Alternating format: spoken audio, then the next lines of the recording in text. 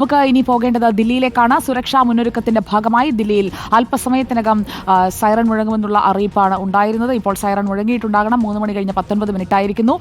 നമുക്കിപ്പം റഹീസ് റഷീദ് ഉണ്ട്. റഹീസ്, നേരത്തെ നിശ്ചയിച്ചത് 3 മണിക്കാണ്. അതേ സമയത്ത് തന്നെ ടെസ്റ്റിംഗ് തുടങ്ങിയോ? എന്തൊക്കെയാണ് വിവരങ്ങൾ?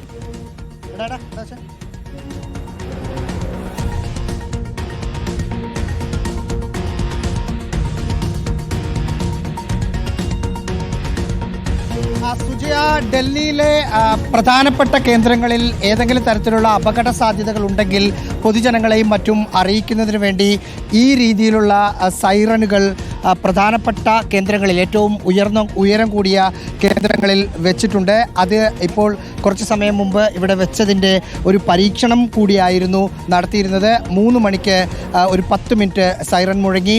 അതിനുശേഷം വീണ്ടും ഒരു 5 മിനിറ്റ് കഴിഞ്ഞപ്പോൾ വീണ്ടും ഒരു 5 മിനിറ്റ് സൈറൺ മുഴങ്ങി. ഈ സൈറൺ ഇനി ഒരു നിർദ്ദേശമില്ലാതെ, അല്ലെങ്കിൽ ഇങ്ങനെ ഒരു സൈറൺ മുഴക്കും ഏതെങ്കിലും തരത്തിൽ ക്രമീകരണങ്ങളുടെ ഭാഗമായിട്ട് എന്ന് ഒരു നിർദ്ദേശമില്ലാതെ മുഴങ്ങിയാൽ അപകട സാധ്യത ആണ് എന്ന് മനസ്സിലാക്കണം. ഇതൊരു തന്ത്രപ്രധാനമായ ഒരു കേന്ദ്രമാണ്.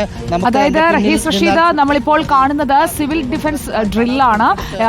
വ്യോമപാതയിൽ ഏതെങ്കിലും തരത്തിൽ നമുക്ക് നേരെ ശത്രുരാജ്യത്തിന്റെ ആക്രമണം ഉണ്ടായാൽ മുഴക്കുന്ന സൈറൺ, അതിന്റെ മുന്നൊരുക്കമായിട്ടുള്ള ടെസ്റ്റിംഗ് ആണ് ഇപ്പോൾ നടന്നിരിക്കുന്നത്. ഇനി ടെസ്റ്റിംഗ് ഉണ്ടാവില്ല അല്ലേ റഹീസ്? ഡൽഹി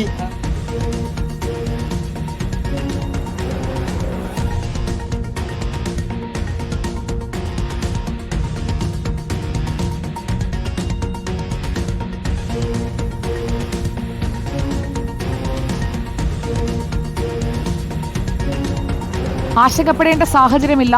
ഇത് ജാഗ്രതയിലേക്ക് പോകുന്നതിനായി നമ്മുടെ എയർ റെയ്ഡ് സൈറൺ ആണ് ഇപ്പോൾ ദില്ലിയിൽ മുഴക്കിയിരിക്കുന്നത്.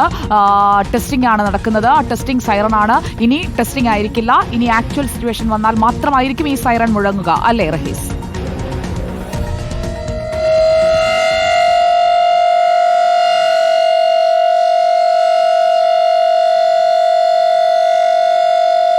അങ്ങനെയാണ്. ടെസ്റ്റിങ്ങിൻ്റെ ഭാഗമായി ഓരോ 5 മിനിറ്റ് ഇടവേളയിലും ഇവിടെ സൈറൺ പ്രവർത്തിപ്പിച്ചു കൊണ്ടിരിക്കുകയാണ്. ഇത് എത്ര ദൂരെ വരെ ഇതിൻ്റെ ഒരു വ്യാപ്തിയുണ്ട് എന്ന് മനസ്സിലാക്കുന്നതിൻ്റെ കൂടി ഭാഗമായി ഉദ്യോഗസ്ഥരെ പല സ്ഥലത്തായി നിർത്തിയതിനു ശേഷം ആ സൈറൺ മുഴക്കി ഇത് എത്ര ദൂരത്തിൽ, ടെസ്റ്റിംഗ് സൈറൺ ആണ് ഇപ്പോൾ മുഴങ്ങിയിരിക്കുന്നത്. അത് എത്ര ദൂരം വരെ കേൾക്കുമെന്നുള്ളതാണ് ഇപ്പോൾ പരിശോധിച്ചിരിക്കുന്നത്.